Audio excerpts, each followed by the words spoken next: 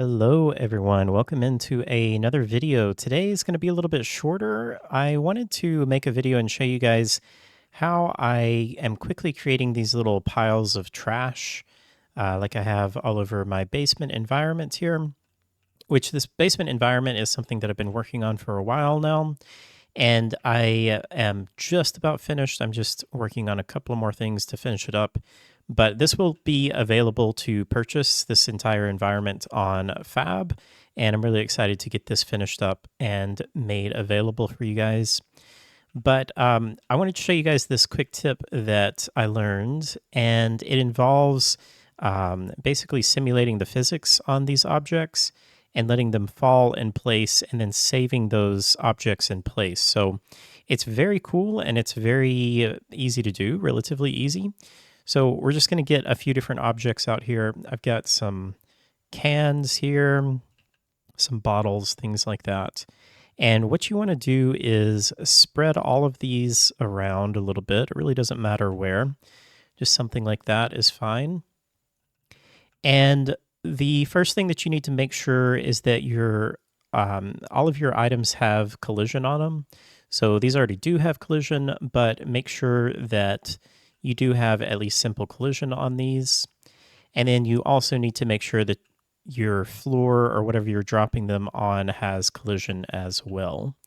Okay, so what we're going to do is we're going to select all of the objects that we want to drop, and we're going to raise them up. And I'm actually going to duplicate these, and maybe we'll do kind of like 3 different piles here.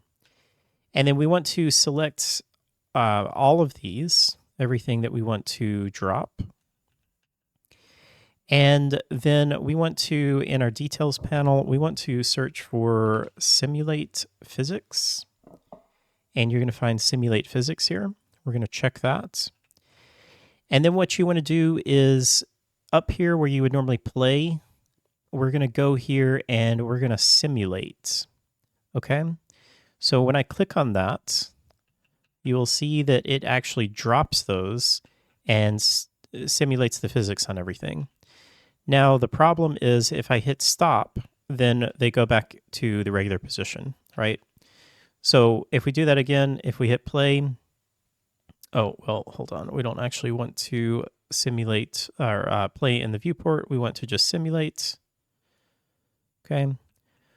So we just do that, but now we need to actually save the location of these. And the way that you can do that, there's a keyboard shortcut that you just press the letter K. K is in keyboard.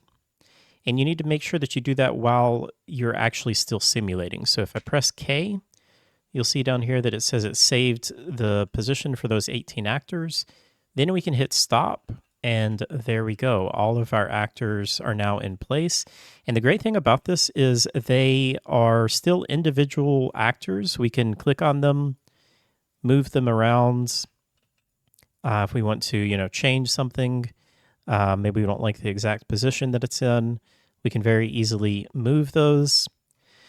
And that's pretty much it. Now, the other thing that I want to say is you need to make sure, or you don't have to, but I would recommend going back and turning physics off on these objects. So just selecting everything again. I think I got everything, except I accidentally selected my floors there. Oh, I missed one right there.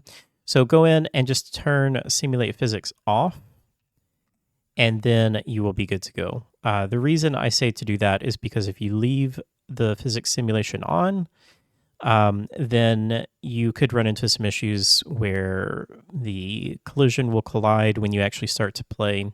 Now, you may want that. For example, if we turn physics simulation on for these, when we actually go in here to play, those items will now be able to be moved around, but you can see the base settings for those are kind of wonky, so I don't even know what happens to those. It looks like they just get flung out of the level. So that does require a little bit more tinkering, but I can do a separate video on that if you want to see. But for right now, this video is really just to show off how you can quickly scatter items like this And I find this a lot better than just obviously hand placing items and even painting in objects in the landscape mode.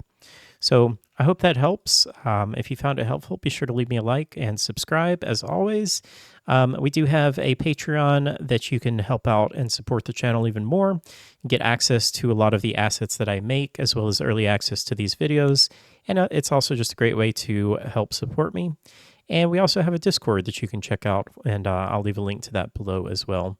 But that is going to do it for this video. I hope you guys found this useful, and I will see you guys on the next one. All right, take care, guys.